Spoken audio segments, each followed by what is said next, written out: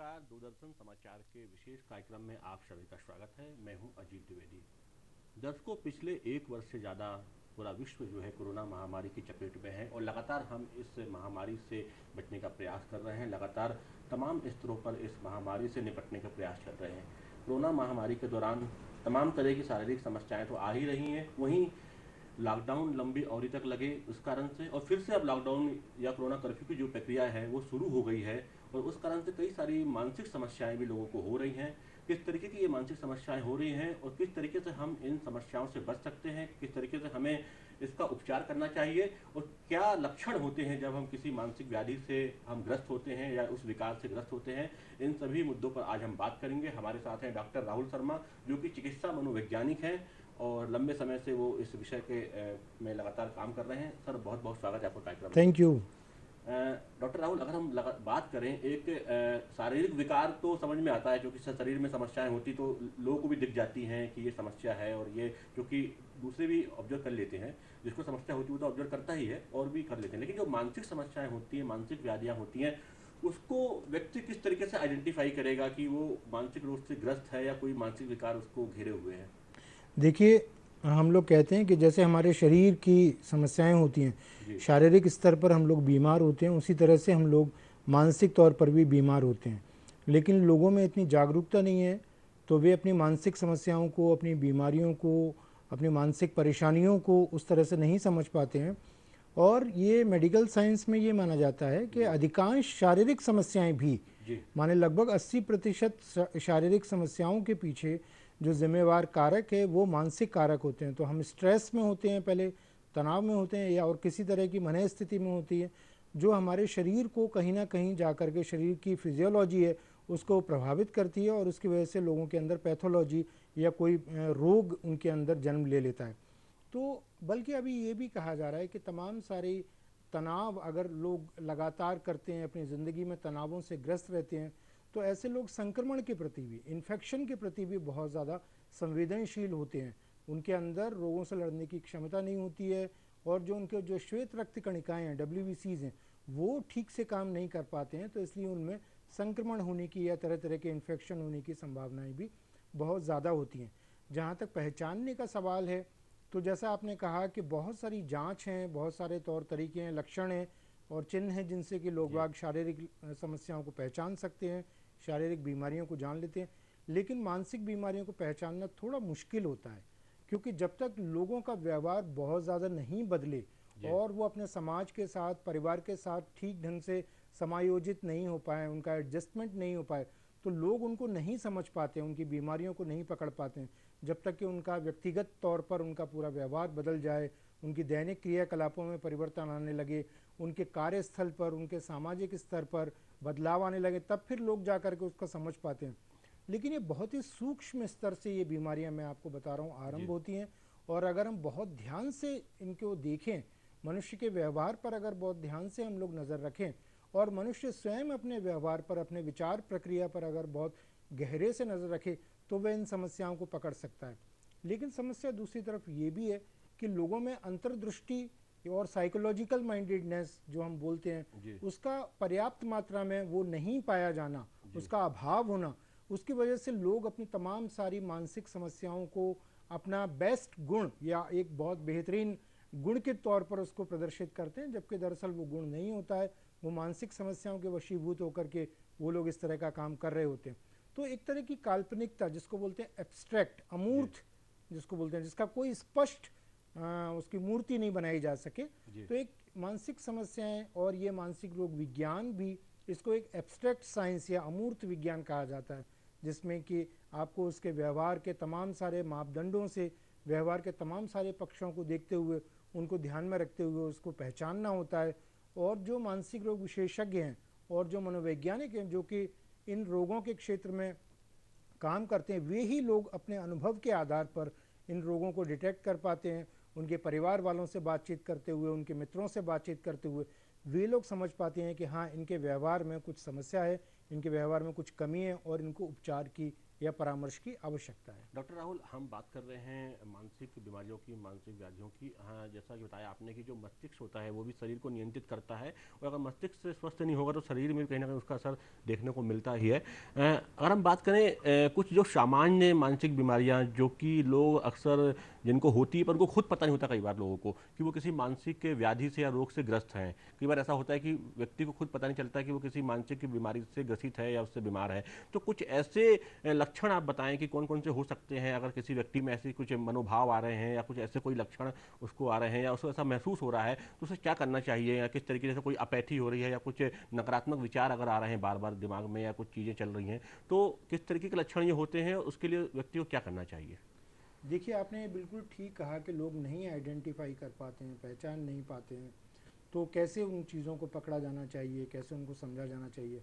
बहुत सारे लोगों के अंदर जो समस्याएं, मानसिक समस्याएं जिनको पकड़ा नहीं जाता, वो हैं उनके व्यक्तित्व में आई हुई विकृतियां, जिनको हम बोलते हैं पर्सनैलिटी डिसऑर्डर। जी। शुरू से जैसा पालन पोषण होता है बच्चे का, जैसा वो बड़ा होता है, जैसे उसकी ग्रूमिंग होती है, जैसे उसकी ग्रोथ होती है, तो उसकी ग्रोथ, उसके डेवलपमेंट में उसके साथ में उसको कैसा माहौल मिला, उसके माता पिता ने उसके साथ कैसा व्यवहार किया, उसके परिवार का वातावरण कैसा था, उसकी मित्र मंडली किस तरह की थी, तो इन सारी चीज़ों से मिलकर के ही उसके व्यक्तित्व का निर्माण होता है।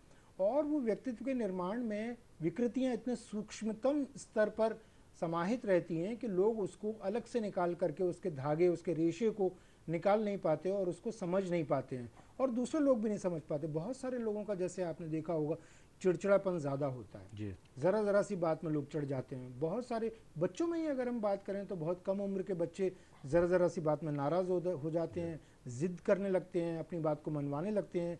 अगर उनकी बात को नहीं माना जाए तो वो काफ़ी डिस्ट्रक्टिव हो जाते हैं, तोड़ फोड़ करने लगते हैं, लड़ाइयाँ करने लगते हैं। बहुत कम उम्र से ये शुरू हो जाता है। बहुत सारे बच्चे कम उम्र से ही लोगों का ध्यान, अपने परिवार और मित्रों का ध्यान अपनी ओर खींचने का प्रयास करते हैं कि वो उन पर ध्यान दें, और उसके लिए वो किसी भी हद तक जा सकते हैं। अगर यही प्रवृत्ति आगे तक बनी रहे और इसको अगर एड्रेस न किया जाए, इसको अगर रोकथाम न की जाए, इस पर अगर उपचार न दिया जाए, तो आगे बड़े होने पर भी मनुष्य के व्यक्तित्व के अंदर चिड़चिड़ापन आना, उसके अंदर नकारात्मक बातें आ जाना, उसके अंदर हर बात पर शक करना। शक एक बहुत बड़ी समस्या लोगों के अंदर होती है, जो बचपन से अगर वे इस तरह के माहौल में रहेंगे कि जहां वे अपने पिता को सशंकित देख रहे हैं, जहां वो अपनी माता को शक करते हुए देख रहे हैं, या वो इस तरह की बातें कर रहे हैं कि माँ बोल रही है कि पिता पर शक करो, या पिता बोल रहे हैं कि माँ पर शक करो, तो इस तरह के शक के वातावरण में रहने वाले लोगों का व्यक्तित्व, उनकी पर्सनैलिटी कुछ इस तरह की हो जाती है कि वे आगे चल करके अपने लाइफ पार्टनर के ऊपर हमेशा शक के घेरे में रहते हैं,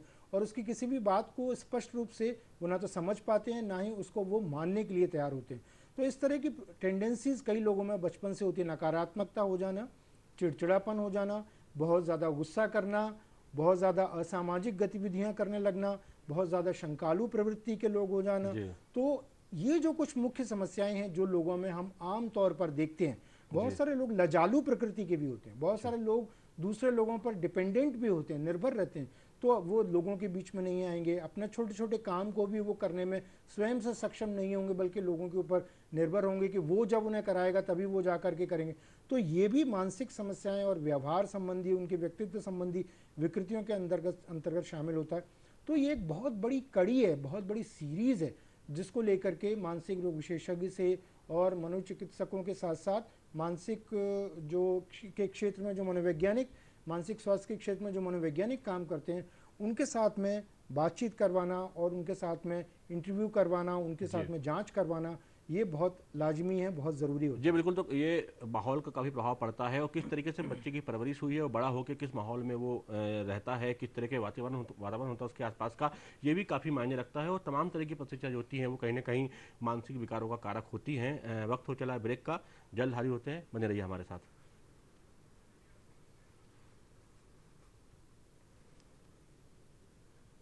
चेकअप के लिए जाना है ना? सोने दो ना।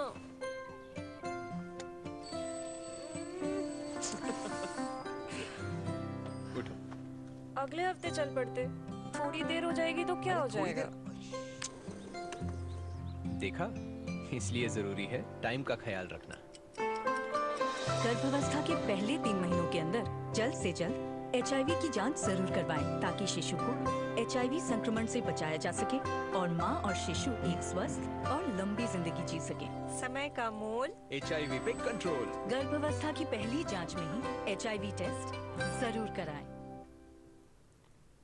ब्रेक के बाद आप सभी का एक बार फिर स्वागत है। हम बात कर रहे हैं कोरोना और मानसिक स्वास्थ्य। हमारे साथ हैं डॉक्टर राहुल शर्मा, जो कि चिकित्सा मनोवैज्ञानिक है। डॉक्टर साहब, हम ब्रेक के पहले बात कर रहे थे कि किस तरीके से सिम्टम्स होते हैं, किस तरीके से विकार होते हैं जो कि धीरे धीरे मनुष्य में होते हैं, कई बार उनको खुद मालूम नहीं पड़ता है उसके कारण क्या होते हैं।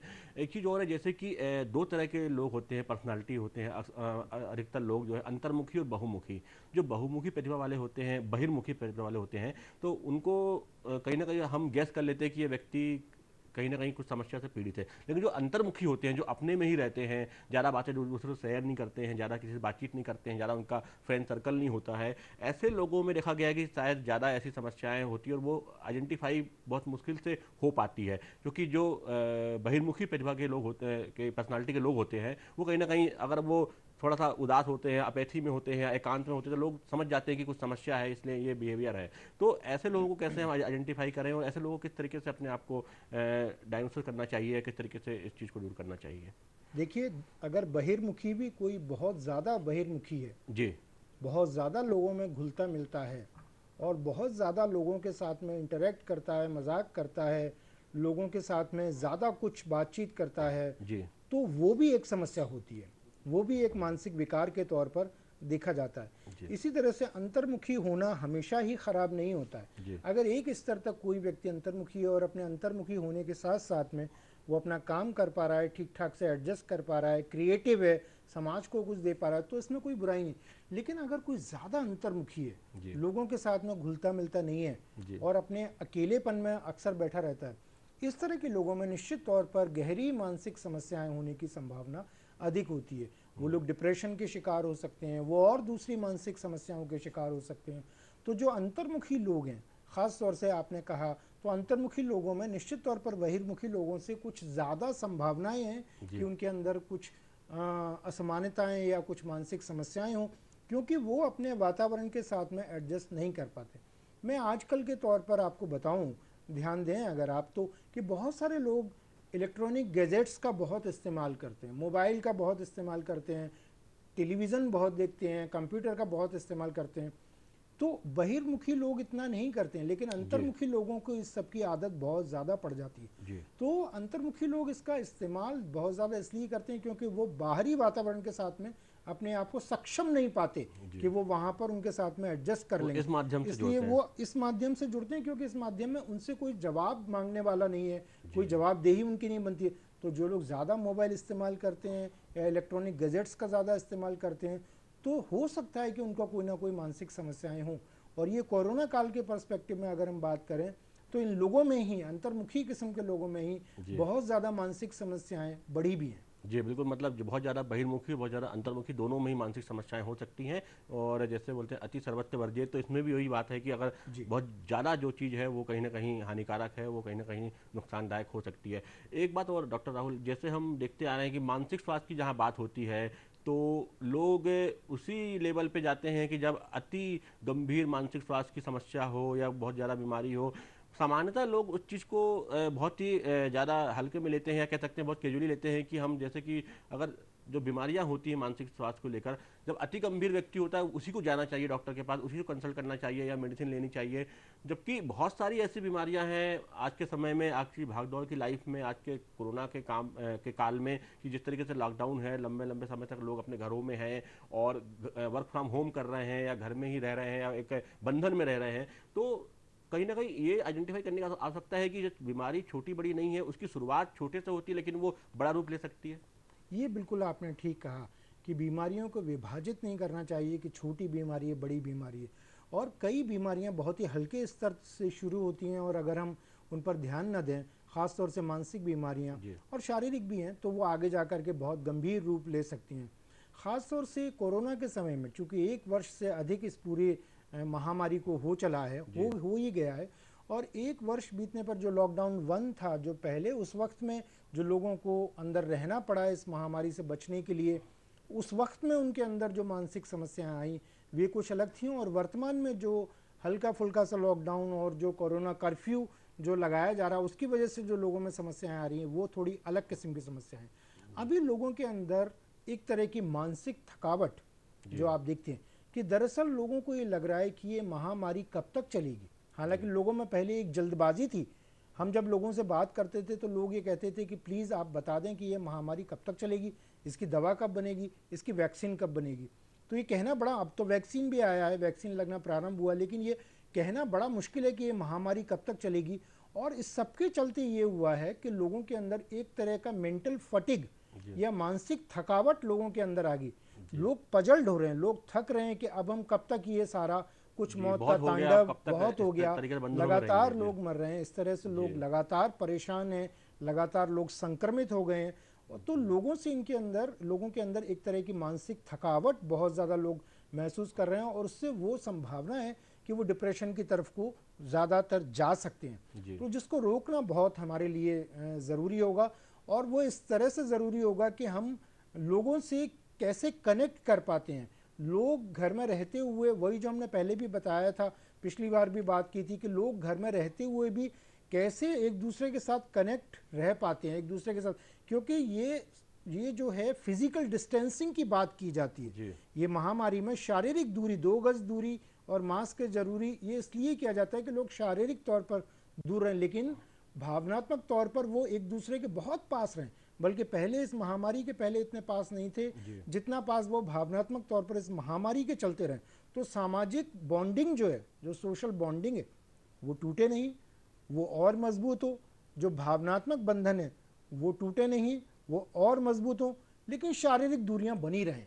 तो ये एक तरह से कलात्मक तौर पर ये लोगों को करना होगा कि लोगों से दूरियां बनाकर रखते हुए भी भावनात्मक तौर पर और सामाजिक तौर पर एक दूसरे की हालचाल पूछते रहें, एक दूसरे का पता जानते रहें कि भाई क्या स्थिति है, और हौसला देते रहें। सबसे बड़ी बात तो ये कि एक दूसरे को लोग हौसला देते रहें, क्योंकि इस बात की सबसे ज़्यादा ज़रूरत है। आज जब मेंटल फटीग है, लोग मानसिक तौर पर थका हुआ महसूस कर रहे हैं, उस मानसिक थकावट में लोगों को थोड़ा गहरे से सुनना, लोगों से बैठकर बातचीत करना एक दूरी रखते हुए, और उनकी मानसिक थकावट को दूर करने के लिए तरह तरह के उपाय करना, वो सबसे अधिक आवश्यक आज के लिए हो गया। जी बिल्कुल, शारीरिक दूरी जरूर रखें, लेकिन मानसिक और भावनात्मक दूरी जो है वो बिल्कुल ना रखें, और अपने लोगों से कनेक्ट रहें, उनका हौसला बढ़ाते रहें। ये बहुत ज़रूरी है, जो कि ये संकट का समय है, और इस समय हर व्यक्ति कहीं ना कहीं एक दूसरे का साथ चाहता है, एक दूसरे का इमोशनल जो एक साथ जो है वो चाहता है, उसका अटैचमेंट चाहता है। और ये बहुत ज़रूरी है कि इस दौरान हम लोगों में एकजुटता हो, लोग एक दूसरे का हाल चाल जो है वो लें, एक सामूहिकता का जो भाव है वो हमेशा बना रहे। हालांकि जैसे कोरोना कारण कई बार ऐसा हुआ है कि लोग दूरी बनाते हैं, लेकिन वो दूरी सिर्फ शारीरिक होनी चाहिए। ऐसा ना हो कि हम किसी से बहुत ज़्यादा भेदभाव करने लगे या बहुत ज़्यादा उसको हम पूरी तरह से सामाजिक रूप से आइसोलेट कर दें। इस तरह का व्यवहार जो है वो नहीं करना चाहिए, जो कि कहीं ना कहीं ये चीज़ें बहुत ही नुकसानदायक होती हैं, व्यक्ति के लिए भी, समाज के लिए भी।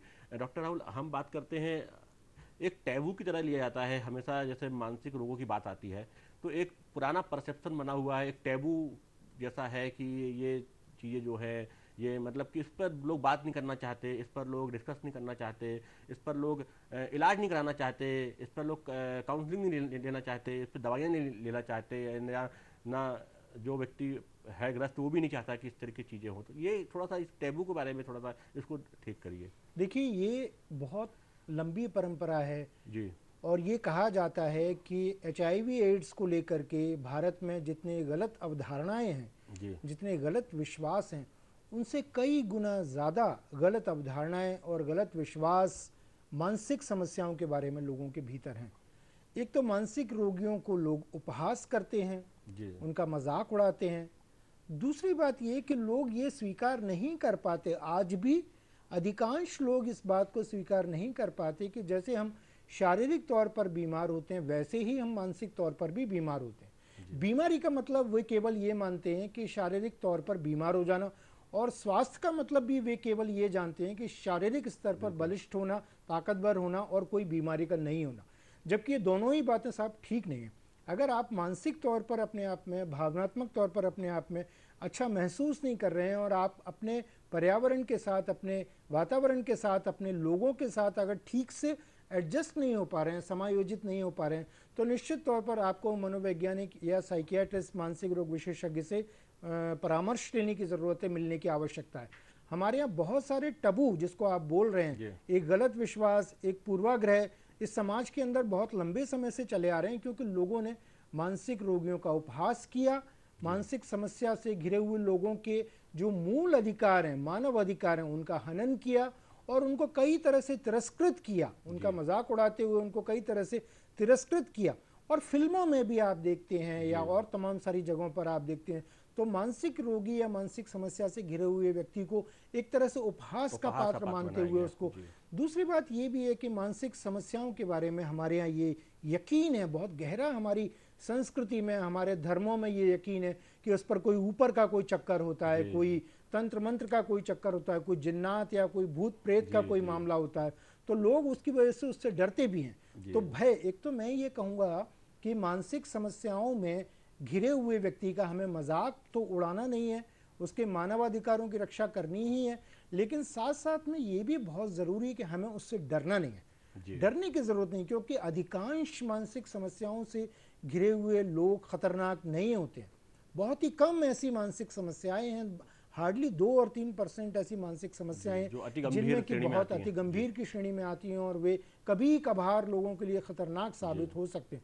लेकिन अधिकांश मानसिक समस्याओं से घिरे हुए लोगों से बात करने की ज़रूरत है, उनके साथ बैठने की ज़रूरत है। उनके जो मानसिक समस्याओं में घिरे हुए लोग अपनी बात को कहते हैं, लेकिन वो उस पैटर्न पे नहीं कहते हैं जो स्थापित पैटर्न है, जो स्थापित पद्धतियाँ, वो अपनी बात को किसी दूसरे तरीके से कहते हैं, लोग उनकी बात को समझ नहीं पाते हैं।